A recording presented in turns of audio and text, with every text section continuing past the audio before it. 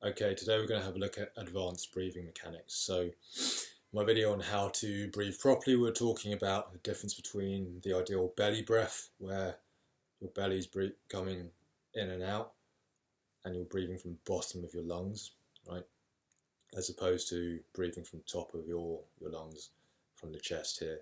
Shoulders going up and down. It's a much more shallow breath. We want the breath coming into the whole of the lungs here, right? More oxygen in, more carbon dioxide expelled out on the exhale, so trying to use the whole lungs here. At first we were doing it by pushing the belly in and out, right, to practice, but that's kind of an external movement. I'm going to look at the internal mechanics now to see how we can make this more efficient. So what's going on is the diaphragm is moving in and out, right, contracting and expanding to help expand the breath or drive the breath, but it's quite hard to train that directly, right? So that's why initially we're pushing with the abs. Now we're going to look at the inside here. So as your diaphragm contracts and expands, right, it's linked to everything inside here. It's a muscle that goes across right here. And one of the ways that our internal organs shift, to move everything around, it's not quite the right way of putting it, I think, but one of the byproducts of your lungs expanding, especially if they're expanding downwards all the way through here, is that your diaphragm and your organs and your body need to shift to make a little bit of space for it. So what it actually looks like is here, as I breathe in, right, everything expands here, and my pelvis actually shifts forwards to create space here. As I breathe out, everything contracts, and my pelvis is going to tilt forwards. Right, so what we're going to do is we're going to drive and practice this mechanism by working that pelvic tilt, that posterior and anterior pelvic tilt.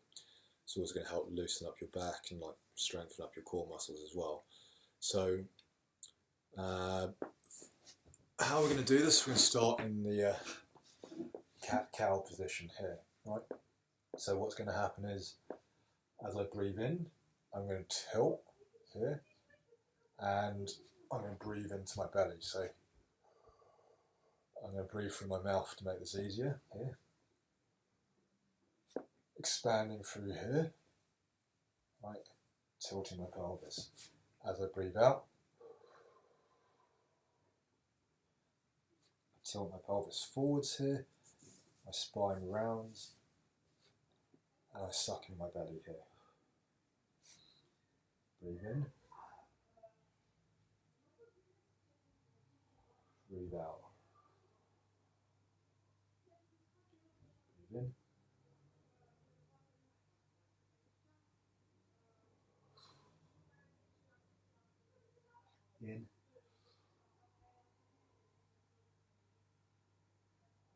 out.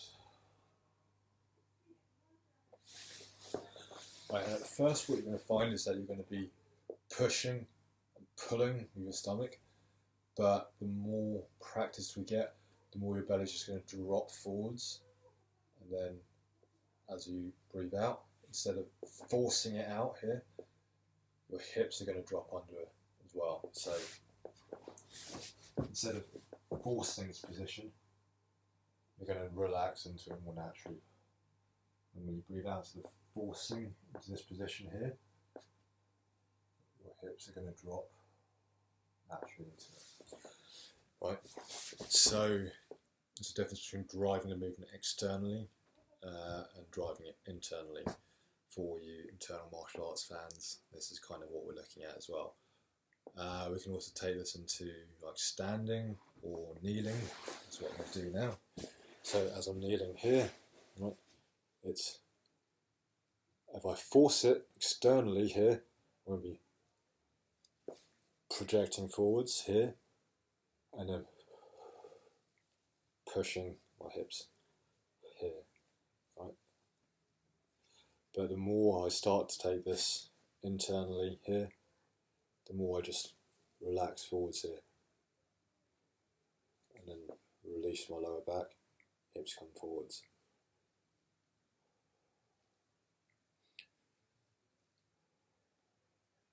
Right.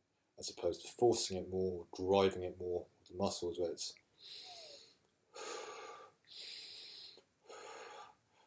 we're looking for more of a gentler relaxation forwards, relaxation further back.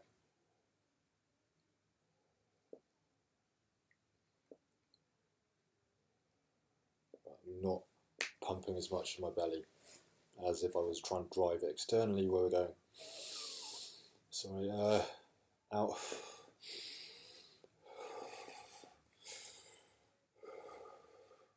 Right. So it's a subtle distinction, but the more you play with it, the more it's going to be a relaxed breathing. So we start off by learning the external form, right? Pelvic tilt forwards and backwards with the breathing, driving it with the abs. The more we get used to it coming from the inside, the more we're going to start relaxing from the front and from the back, and it's more just sinking into the breath here. So instead of pushing, it's relaxed here. And the movement gets smaller and smaller. Now, it's going to feel weird at first, right? But the whole point of doing this with the extra resistance, with the, the external form, it gives us a frame of reference to work with. Now, it's how much of a difference is it going to make in your day-to-day life? Like 1%, 5%, 10%. It's hard to say really, depending on like how well you breathe normally, how restricted you are in your chest and your breathing and your lungs and your hips to start with.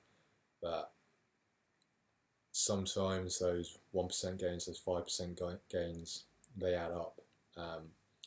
Especially something as fundamental as getting oxygen into your body and clearing carbon dioxide out of your body. It can make a massive, massive difference. For me as well, it's made a massive difference in loosening my lower back and my hips. Those are very, very important in my martial art, Brazilian Jiu-Jitsu.